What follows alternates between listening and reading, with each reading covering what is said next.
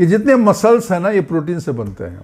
और old age में आपको मैंने बताया कि मसल लॉस बहुत तेज़ी से होता है, तो हमें प्रोटीन चाहिए। एटलीस्ट 30 ग्राम प्रोटीन आपको घंटे, सुबह में उठने के बाद घंटे भर के अंदर आपको इसको लेना चाहिए, 1.5-2 घंटे के अंदर।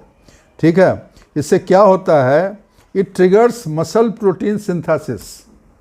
तो जो प्रोटीन का सिंथेसिस होता है जिससे मसल बनता है वो ट्रिगर हो जाता है और आपके मसल्स बनते हैं, मजबूती से बनते हैं। तो प्रोटीन आपके लिए बहुत ज़रूरी है, which is critical in preventing age related muscle loss. ठीक है, जो हम बता रहे थे ना, एज रिलेटेड मसल लॉस क्या है, सर्कोपीनिया, मतलब आपका मसल गलने लगता है, उसको रोक देगा, उसको ये रोक देगा। प्रॉपर प्रोटीन आप लेते हो, प्रोटीन का किसी फॉर्म में, चाहे सप्लीमेंट में लीजिए या नेचुरल सब्जी, दूध या किसी फॉर्म में लीजिए, तो अगर इनडायरेक्ट लेते हैं तो ज़्यादा अच्छा, अगर खाने के थ्रू लेते हैं प्रोटीन तो ज़्यादा बढ़िया है, लेकिन नहीं है तो फिर आप सप्लीमेंट भी ले सकते हैं। तो ये प्रोटीन ज़रूर लेना चाहिए, कम से कम 30 ग्राम सुबह में, और दिन में भी जितना उसका कोटा है प्रोटीन का उतना आपको लेना चाहिए बीच बीच में।